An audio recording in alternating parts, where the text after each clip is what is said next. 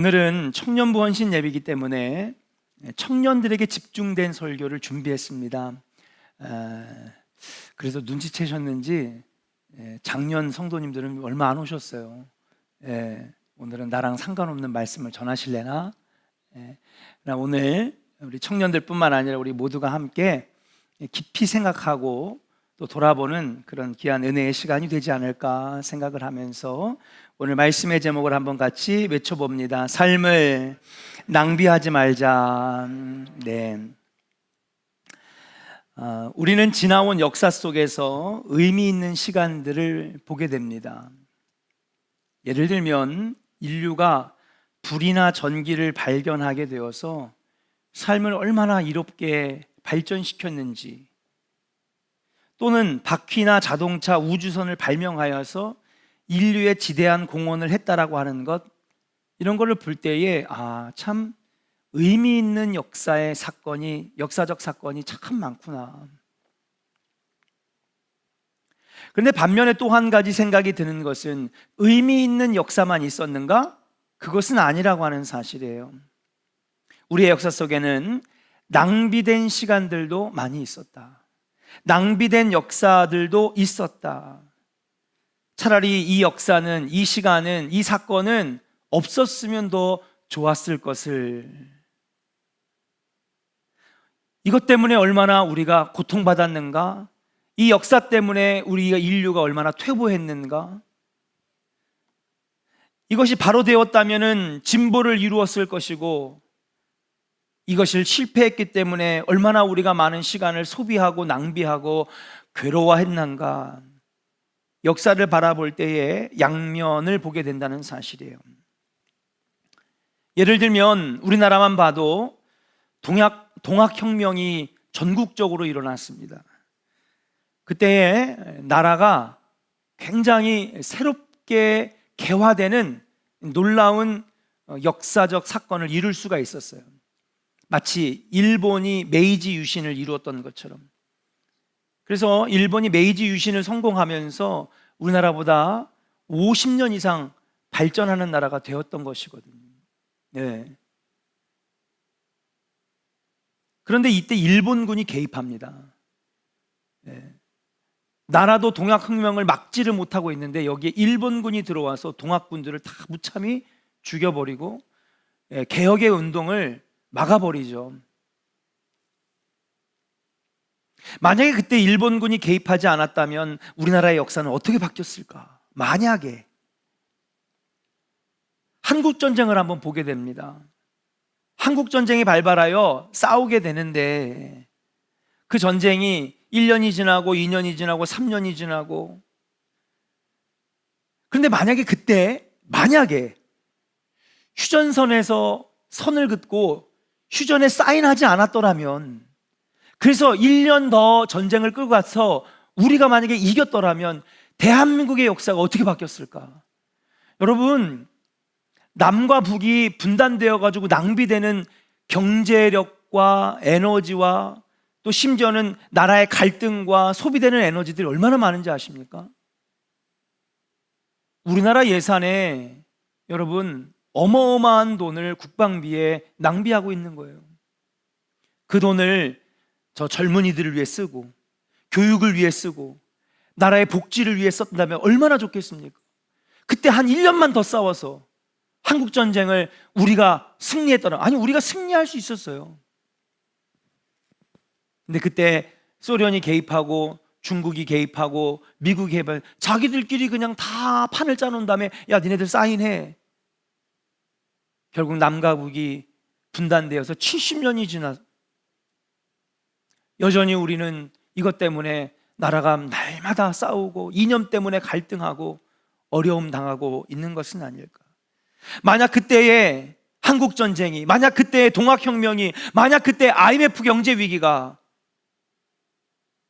그런 것들이 없었더라면, 아니면 그때 이길 수 있었더라면 지금 더 나은 삶이 우리에게 펼쳐지지 않았을까? 역사에는 의미 있는 시간도 있지만 낭비된 시간, 또 뒤로 퇴보한 시간도 있다라고 말씀드릴 수 있어요. 성경에도 보면 이렇게 낭비된 시간들이 많이 있습니다. 예를 들면은 오랜 시간 동안에 애굽의 노예로 살다가 모세가 이끌어서 그들이 출애굽을 하게 되죠. 하나님께서는 젖과 꿀이 흐르는 가나안 땅으로 가라고 말씀하십니다. 실제적으로 그들이 가나안 땅에 도착한 시간은 1년이 채 되지 않았습니다. 아니, 더 서둘렀더라면 아마도 몇 달 안에 가나안 땅에 들어갔을 것입니다. 그런 희망을 가지고 나왔는데 여러분, 그들이 몇 년 동안 광야에 있었습니까? 빨리 대답해요. 40년 동안 있었잖아요. 40년이라고 하는 긴 시간 동안 광야에서 방황했다. 성경에서 방황했다라고 하는 표현을 쓰는 거예요. 물론 신학적으로 이렇게 해석할 수도 있어요. 하나님께서 광야에서 그들을 연단시키기 위해서 40년 동안 연단시키기 위해서 믿음으로 훈련시키기 위해서 그렇게 하셨다. 그러나 여러분, 하나님의 의도는 연단시키기 위해서 빼내신 게 아닙니다. 원래 하나님은 뭐예요? 그들이 곧바로 가나안 땅에 들어가기를 원하셨어요. 그들에게 새로운 미래를 열어주시기 위해서. 근데 문제는 뭐냐 하면 그들이 그 땅에 들어갈 만한 믿음의 그릇이 준비되어 있지 못했던 것이지, 하나님의 의도는 40년 동안이나 거기서 방황하게 내버려 둘 의도가 없었던 거예요. 하나님은 그들이 곧바로 들어가기를 원했던 거지. 10가지 재앙이 눈앞에서 펼쳐집니다. 홍해가 막 갈라집니다. 여러분, 그 정도 봤으면 그들이 믿음으로 무장해야 될 것 아니겠습니까? 이 세상에 오직 유일하신 신은 하나님밖에 없구나. 굳은 믿음으로 무장할 줄 알았는데 웬걸요? 그들이 하나님이 생각했던 것보다, 모세가 기대했던 것보다 그들이 믿음이 없었다라고 하는 사실입니다. 이렇듯 인간의 역사를 보면 낭비된 시간, 낭비된 사건, 이런 것들이 참 많다라고 하는 사실. 그런 역사들을 잘 살펴보면 중요한 점을 한 가지 발견하게 되는데, 그것이 바로 뭐냐? 그렇게 낭비된 시간, 낭비된 역사들이 있었던 그때마다 어떤 것이 있었느냐? 중심을 잃어버렸다는 사실이에요. 한번 따라 합시다. 중심을 잃어버렸습니다. 중심을 잃어버릴 때. IMF 위기가 왜 왔습니까? 엄청난 속도로 발전하는 대한민국 속에서 우리도 이제 선진국 대열에서, 그때 여러분 저는 기억이 나요. 그땐 제가 대학생이었기 때문에 3만 불 시대, 1인당 국민소득 5만 불 시대가 우리에게 올 것이다. 그 당시에 지금이야 이미 우리나라가 3만 5천 불이라고 하는 GDP를 달성했지만은 지금의 3만 5천 불과 30년 전에 3만 5천 불은 여러분 그 질이 다릅니다. 여기저기에서 뉴스에서 핑크빛 전망들을 내놨습니다. 우리도 선진국 대열에 들어갈 수 있다. 잘 될 거라고 하는 낙관주의에 사로잡혔습니다. 그래서 여러분 그때는요, 사치하고 낭비하고 또 사회는 한탕주의로 국민들의 마음의 중심이 흔들리고 그 중심을 잃어버렸어요. 위정자들도, 정치인들도, 정부에서 나라를 끌고 가는 사람들도 다 마음의 중심을 잃어버렸습니다. 그런 마음의 중심을 잃어버렸기 때문에 우리가 그런 경제적인 위기를 겪은 것이 아니겠는가. 로마는 왜 세계 최강의 강대국이었음에도 불구하고 나라가 역사 속에서 사라지게 됐을까요? 여러분, 목사님, 로마는 저기 있는데, 이탈리아에. 여러분, 로마라고 하는 도시가 있는 거지 로마라고 하는 나라는 역사 속에서 사라졌습니다. 지금 우리가 알고 있는 이탈리아는요, 신생 국가예요. 1861년에 세워진 나라입니다. 지금의 이탈리아는. 우리나라보다 역사가 길어요. 물론 우리나라도 대한민국이 새롭게 세워진 것이니까 우리나라의 역사도 이제 겨우 70년, 75년 정도밖에 안 된 거죠. 로마라고 하는 이 대제국이 왜 무너졌을까? 그들의 쾌락과 정욕과 욕심으로 마음의 중심을 잃어버렸기 때문에. 광야에서 이스라엘 백성들은 어떻습니까? 그들은 애굽에서 이끌어주신 하나님을 잃어버렸습니다. 그들 마음의 중심에 하나님이 계셔야 되는데 하나님을 잃어버린 거예요. 나중에 그들의 입에서 뭐라고 얘기를 하느냐? 우리를 애굽에서 인도해낸 신이 바알이라는 거예요. 여러분, 이스라엘 백성들을 애굽에서 인도하신 신은 누굽니까? 하나님이시잖아요. 근데 그들이 지금 뭐라고 그러냐면요, 바알과 아세라가 우리를 애굽에서 인도해냈다고 하면서 금송아지를 만들어 그 앞에서 예배하고 절하고 있는 거예요. 모세는 십계명 받으러 갔는데 그들 마음의 중심에서 하나님을 잃어버렸습니다. 결국 어떻게 됐습니까? 마음의 중심을 잃어버릴 때에, 그 마음에 하나님을 잃어버릴 때에, 그 마음이 해이해지고 한탕주의에 빠지고 사치와 쾌락에 사로잡힐 때에 여러분 무너지기 시작했다라고 하는 사실이에요. 중심을 잃으면 넘어지고 무너지는 것입니다.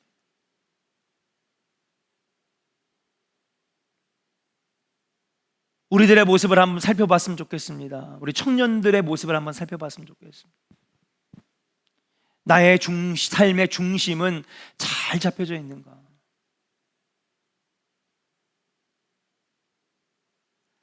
혹시 내 인생의 중심에 목표는 빠져 있지 않는가? 내 삶의 중심에 하나님이 빠져 있지는 않는가? 혹시나 내 인생의 설계조차 하지 않고 그냥 될 대로 되라고 하는 낙관주의로 살아가는 것은 아닌가? 우리 자신을 한번 깊게 들여다봤으면 좋겠다. 중심을 잃고 어떻게든 되겠지라며 낙관하면서, 또는 자신의 처지를 비관하면서 남의 환경과 처지를 비교하면서 그렇게 좌절하면서 살아가고 있는 모습은 아닐까? 제가 어저께 우리 신현만 장로님하고 조정원 권사님 장례 후에 위로 신방을 갔습니다. 거기서 우리 장로님하고 이런저런 얘기를 하면서, 장로님 수원에는 언제 오셨어요? 우리 장로님이 아마 제가 알기로는 32, 33쯤에 장로님이 되신 걸로 알고 있어요. 맞습니까? 네, 한 그때쯤 한 30, 한 셋, 넷, 다섯 이렇게 일찍 장로님 되셨어요. 그래서 저는 장로님이 되게 젊은 나이에 고향 땅을 떠나서 수원에 오신 줄 알았더니 50이 거의 다 되셔서 수원으로 올라오셨다고 그렇게 말씀을 하시더라고요. 그래서 저는 마음에 50이 다 돼서 오면은 뭐 일거리가 있을까? 자리 잡을 수 있을까? 요즘에는 그 힘들잖아요. 근데 장로님이 저한테 말씀을 하시는데, 그때는 우리 같이 젊은 사람들이 좀 나이가 있어도 들어갈 회사가 있었고 또 골라서 갈 수 있었어요. 이게 장로님 그렇게 말씀하시는 거예요. 그 시절에는 기회도 많이 있었고 또 일자리도 많이 있었다, 그렇게 말씀하시는 걸 제가 어제 들었습니다. 물론 지금의 청년들은 분명 어려운 시대를 살고 있는 것은 분명합니다. 그렇죠.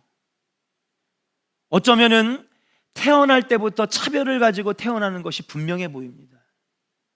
어쩌면은 태어날 때부터 마치 인생이 정해져 있는 것처럼 느껴질 수도 있을 거예요. 아무리 해봤자 어차피 안 될 거야, 패배의식에 사로잡힐 수도 있을지도 모릅니다. 그러나 저는 오늘 우리 사랑하는 바울 청년들에게 분명하게 그리고 확실하게 말하고 싶습니다. 우리가 믿는 하나님은 공평하신 하나님이라. 할렐루야. 우리 한번 선포합시다. 우리 하나님은 공평하신 하나님입니다. 믿으시면 아멘. 우리 하나님은 공평하신 하나님입니다. 제가 어릴 적에 좋아하던 복음성가가 있는데, 송명이 이 시인의 그 시를 가지고 만든 찬양이 참 많았어요. 그 중에 나라고 하는 찬양이 있는데, 여러분 다 아실 거예요. 청년들도. 나 가진 재물 없으나, 나 남이 가진 지식 없으나, 나 남에게 있는 건강이 있지 않으나, 나 남이 없는 것 있으니. 그러면서 뒤에 하나님을 찬양하죠. 공평하신 하나님이, 나 남이 가진 건 나 없지만은 공평하신 하나님이 나 남이 없는 것 갖게 하셨네. 우리 하나님은 공평하신 하나님이기 때문에 혹시나 우리가 몇 가지 모자라고 없이 태어날 수도 있어요. 인간은 여러 모양으로 태어나면서부터 차별을 가지고 태어납니다. 우리가 원하든 원치 않든 무조건 차별적으로 태어나게 되어 있습니다. 어떤 집은 부자의 아들로 태어나고, 어떤 집은 가난한 자의 아들로 태어나고, 어떤 집은 장애인의 자녀로 태어나고, 어떤 집은 백인 가정에 태어나고, 어떤 집은 가장 무산 아프리카의 흑인 가정에 태어나고, 살아가는 삶의 방식도 다를 수도 있습니다. 하지만 사랑하는 여러분, 하나님은 공평하신 하나님이에요.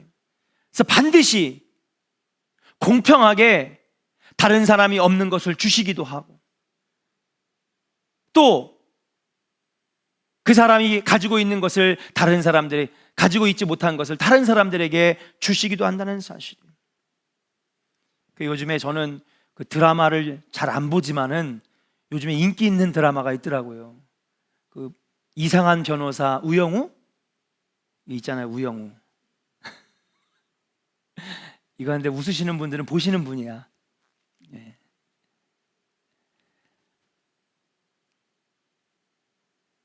분명히 정신적인 장애를 가지고 태어났습니다. 그런데 우리 하나님은 공평하신 하나님이에요. 어떤 능력을 주셨어요? 기가 막힌 기억력을 줬다는 거죠. 그래서 엄청난 사건들을 막 해결해 나가지 않습니까? 어릴 때 법전을 다 외우는 거예요, 이 아이가. 예. 근데 그것이 꾸며낸 얘기가 아니라 실제적으로 여러분 그러한 ADHD를 앓고 있는 자폐증을 앓고 있는 그런 아이들에게서 나타나는 특징이래요. 여러분 옛날에 그 올림픽에서 금메달을 한 번에 8개를 딴 마이클 펠프스라고 하는 수영 선수가 있어요. 예, 전무후무한 기록을 남겼죠.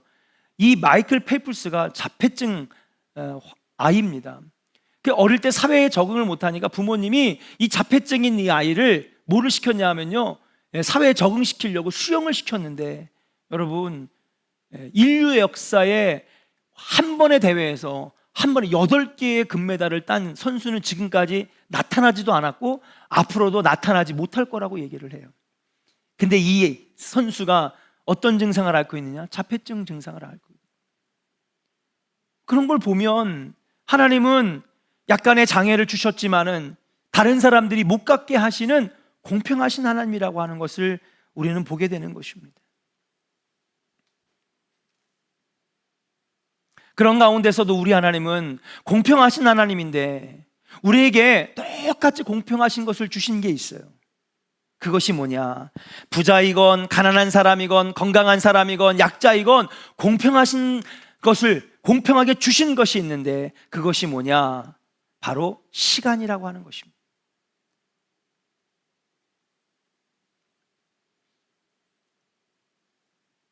인간의 역사를 주관하시는 분은 하나님이시고, 역사라고 하는 것은 곧 시간인데 그 시간은 누가 주시는 거냐? 하나님이 주시는 거죠. 여러분, 우리가 살아갈 때에 우리가 태어나는 걸 우리가 정합니까? 그렇죠? 죽는 날을 정합니까? 오늘 이의자 권사님이 돌아가실 줄 누가 알았습니까? 하나님은 이의자 권사님에게 딱 2022년 8월 17일 새벽 5시까지만 시간을 딱 허락하신 거예요. 그 시간을 주관하시는 분은 누구냐? 바로 여호와 하나님이신데, 그 시간을 공평하게 주시는 게 누구냐? 바로 하나님이시고, 지금도 여러분들에게 공평하게 이 시간을 주시고 계시다라고 하는 사실이에요. 그런데 문제는 이 공평한 시간조차도 우리들은 차별적으로 만들어 사용하는 것이 아니냐, 우리 자신을 한번 돌아보자는 거예요. 공평한 시간을 열심히 살아가는 사람이 있는가 반면에, 어떤 사람은 공평하게 하나님이 그 시간을 주셨는데 낙관하거나 비관하거나 좌절하거나 포기하거나 게을러서 하나님이 우리에게 주신 공평한 시간을 낭비하고 살아가는 청년들이 오늘날 많이 있다라고 하는 사실이에요. 오늘 사랑하는 바울 청년들에게 묻겠습니다. 우리 청년들은 하나님께서 공평하게 주신 이 시간을 잘 활용하고 있습니까? 우리 한번 돌아보자는 거예요. 우리 한번 옆 사람에게 한번 물어봅시다. 옆 사람 계시면 앞뒤 사람하고도 한번 물어봅시다. 당신은 제대로 해봐요. 당신은 공평하게 주신 시간을 잘 활용하고 있습니까? 네, 아멘 하시는 분은 잘 활용하고 계시는 거예요. 네, 하나님, 저는요 주님이 저에게 주신 이 공평하게 저에게 주신 이 시간을 잘 활용하고 있습니다. 낭비하지 않습니다. 나의 발전을 위해서 쓰고 있습니다. 나의 미래를 위해서 쓰고 있습니다. 똑같이 24시간, 똑같이 30일이라고 하는 365일이라고 하는 시간을 우리에게 주시는데, 어떤 사람은 하나님이 주신 이 공평하신 시간을 낭비하는 사람이 있고, 어떤 사람은 낭비하지 아니하고 자신의 발전을 위해 쓰는 사람이 있다는 사실이에요. 요즘 중고등부 청년들의 얼굴을 보면 많이 피곤해 보입니다. 12시, 1시까지 막 자는 그런, 뭐 하다 와서 자다가 왔는데 무엇 때문에 피곤합니까? 무엇 때문에 늦게 일어납니까? 밤새 채팅하고 밤새 친구들하고 놀고. 우리가 피곤해야 할 조건들이 무엇입니까? 우리가 피곤해야 될 조건, 청년 때 우리가 피곤해야 될 조건은 뭐냐? 나의 미래를 위해서, 나의 앞날을 위해서, 하나님의 영광을 위해서 내가 오늘도 나에게 주신 이 공평하신 시간, 이 시간을 내가 어떻게 활용했느냐? 낭비하지 않고 썼습니다. 그래서 나는 오늘도 피곤합니다. 이렇게 말할 수 있는 우리 사랑하는 바울 청년들 되기를 주의 이름으로 간절히 축원합니다. 만약에 부수적인 것 때문에, 중심적인 것들이 아니라, 중요한 것들이 아니라, 내 삶의 중심을 잡아주는 것들 때문에 피곤한 것이 아니라 다른 것들 때문에 내가 이 공평하게 주어진 시간을 낭비했다면, 여러분 가장 자신을 개발시키고 발전시켜야 되는 나이에, 여러분 시간이라고 다 똑같은 시간이 아니에요. 청년의 시간은요, 금보다도 귀한 것입니다. 만약 그런다면 여러분 그 시간들을 차라리 휴지통에다가 갖다 버리는 것이 낫지 않겠는가? 똑같은 시간을 가지고 사는데 어떤 사람은 중심적인 것을 위해서 쓰는 사람이 있고, 똑같은 시간을 사용하는데 어떤 사람은 부수적인 것을 위해서 낭비하는 사람이 있고, 누구는 공평하게 주어진 그 시간에 자신의 중심적인 것을 위해 준비하고 자신을 만들어가고 자신을 위해 쓰고 있는데, 누구는 주변적인 것들에 관심하고 감각적인 것들만 쫓아 살아간다면 우리 하나님이 얼마나, 공평하게 주신 이 시간을 주신 하나님이 얼마나 마음이 아프시겠습니까? 젊은이면 젊은이답게, 학생이면 학생답게 시간을 허비하지 말고 인생을 중심적으로 살아가는 우리 사랑하는 바울 청년부 되기를 주의 이름으로 간절히 축원합니다. 그래서 여러분, 성경에도 분명히 말씀하고 있거든요. 모든 것에는 때가 있는 거예요. 공부해야 될 때 열심히 공부해야 되고, 일해야 될 때 열심히 일해야 되고, 나를 발전시키고 개발시켜야 될 때 열심히 해. 그것이 하나님께서 우리에게 시간을 주시면서 원하시는 참 모습이 아니겠는가? 사랑하는 청년 여러분, 주변적인 것들로 인해서 나의 중심적인 것을 잃지 않기를 주님의 이름으로 축복합니다. 역사의 많은 낭비의 요소들이 그 중심을 잃고 주변적인 것들을 얻고자 할 때에 역사에 안 좋은 흑역사를 만들게 되었다는 사실이에요. 오늘 봉독한 성경으로 한번 돌아가 보려고 합니다. 신명기 말씀에 보니까 이 말씀은 일명 모세의 서원이라고 불리는 말씀이에요. 여기 보니까 모세가 여호와께 간구하기를 하면서 하나님을 찬양합니다. 주의 권능과 큰 능력을 찬양합니다. 그러면서 뭐라고 하냐면, 하나님, 저도 가나안 땅에 들어가고 싶습니다. 자, 우리 한번 25절을 한번 같이 읽어볼까요? 같이 읽겠습니다. 시작. 여호와께서 너희 때문에, 25절입니다. 시작. 구하옵나니 나를 건너가게 하사 요단 저쪽에 있는 아름다운 땅, 아름다운 산과 레바논을 보게 하옵소서 하되. 할렐루야. 지금 모세가 하나님 앞에, 하나님, 저도 가나안 땅 들어가고 싶어요. 지금 신명기 3장의 상황은 어떤 상황이냐 하면, 이스라엘 백성들이 40년 동안에 이 훈련, 신앙의 훈련을 마치고 믿음으로 암몬과 모압을 이기고 수많은 그 앞을 가로막는 세력들을 이기고 지금 요단강을 건너 가나안 땅으로 들어가기 직전인 상황이에요. 근데 하나님께서 모세에게 너는 가나안에 들어갈 수 없느니라 그렇게 하셨거든요. 그러니까는 모세가 다시 한번 하나님 앞에 간절하게 애원하면서 서원합니다. 뭐라고 하느냐? 하나님, 저도 가나안 땅에 들어가고 싶습니다. 요단 저편의 아름다운 땅을 보고 싶습니다. 아름다운 산과 레바논을 보게 하여 주시옵소서. 근데 하나님 뭐라고 하시느냐? 26절 같이 한번 읽어볼까요? 같이 읽겠습니다. 26절 시작. 여호와께서 너희 때문에 내게 진노하사 내 말을 듣지 아니하시고 내게 이르시기를 그만해도 족하니 이 일로 다시 내게 말하지 말라. 예, 하나님이 수락하셨어요? 거절하셨어요? 거절하셨어요. 넌 못 들어가 임마. 그렇게 훌륭하게 이스라엘을 이끌어왔던, 어려울 때마다 기도했던 이 모세를 향하여 가나안 땅에 들어가는 것은 허락하지 않는다. 그러면서 아예 하나님께서 못을 박아버립니다. 이 일로 다시는 내게 말하지 말아라. 여러분, 왜 이런 일이 생겼습니까?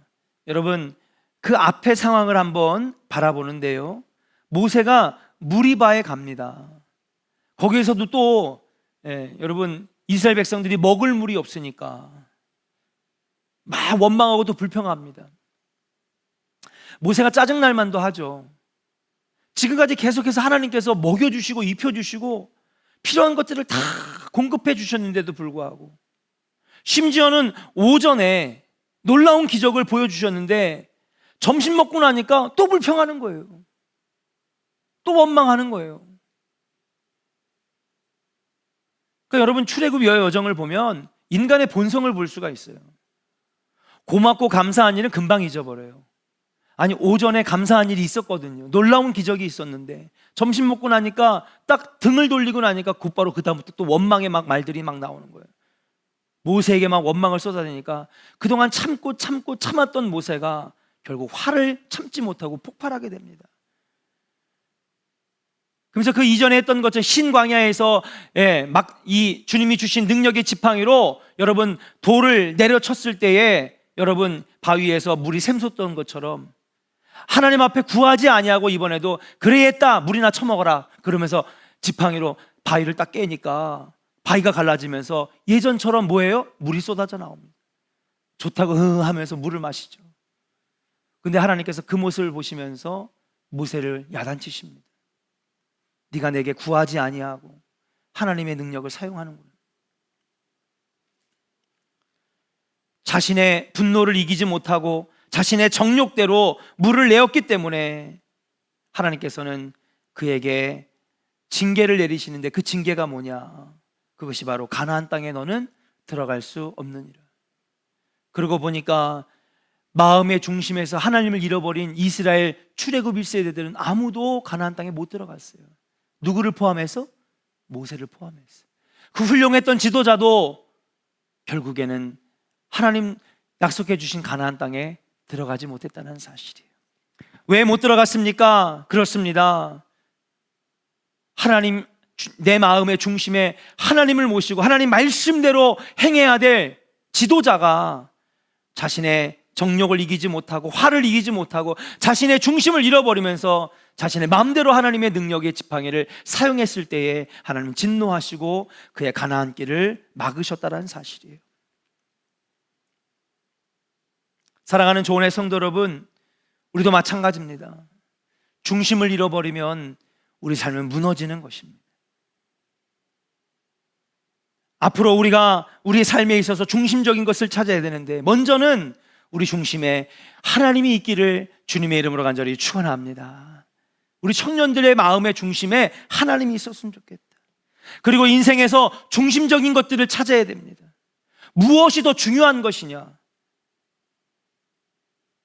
중심적인 것들을 위해서 시간을 쓰고 에너지를 쓰고 우리의 지식을 쓰고 주변적인 것들, 낭비되는 것들, 필요 없는 것들에 여러분 시간을 쏟는 것이 아니라 내 인생에 정말 중요한 것들, 중심적인 것들, 무엇보다도 내 중심에 하나님을 모시는 것들을 위해서 여러분 우리가 애쓰고 힘쓰고 시간을 쏟아야 한다고 하는 사실이에요.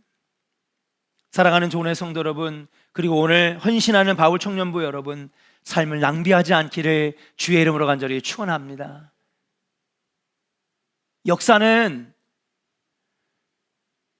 우리가 말하는 전쟁이라든지 발명이라든지 발견이라든지 그렇게 아주 역사적으로 큰 사건들만이 역사가 아닙니다. 여러분들이 지금 살아가고 있는 우리 인수 형제가 몇 년 살았죠? 31년 살았습니다. 우리 인수 형제에게는 31년이라고 하는 인수 형제의 역사가 있는 거예요.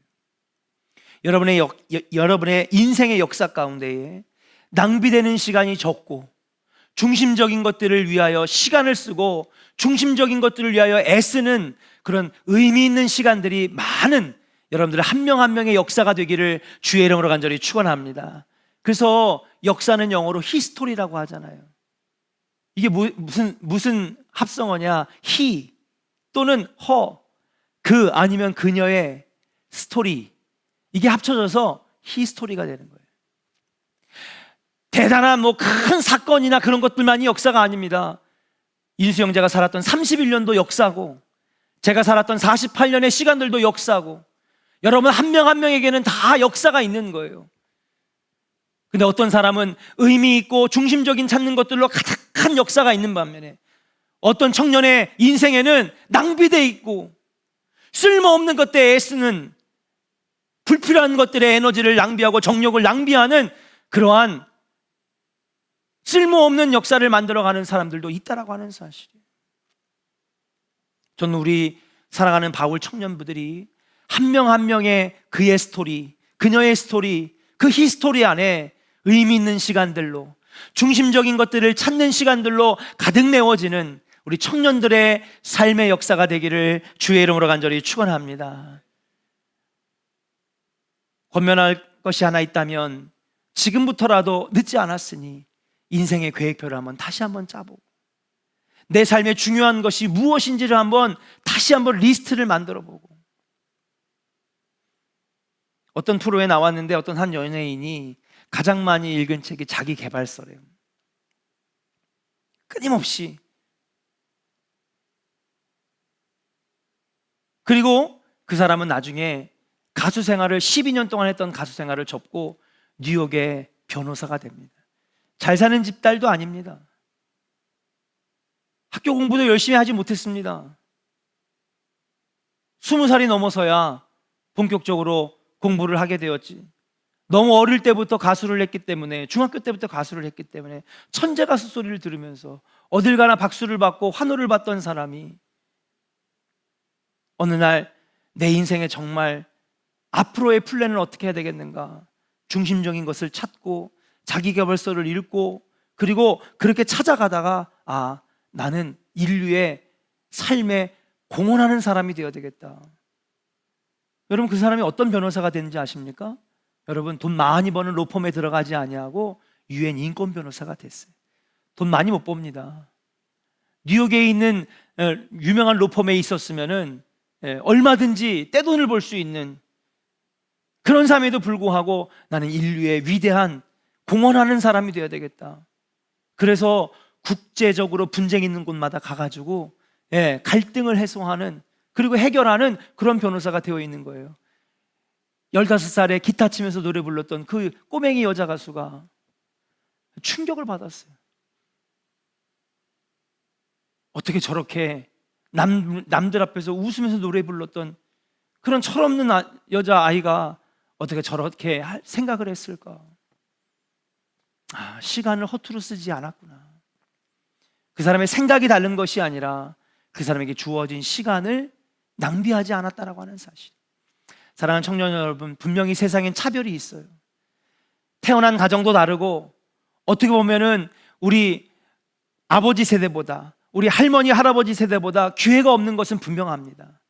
그러나 우리 하나님은 공평하신 하나님이에요.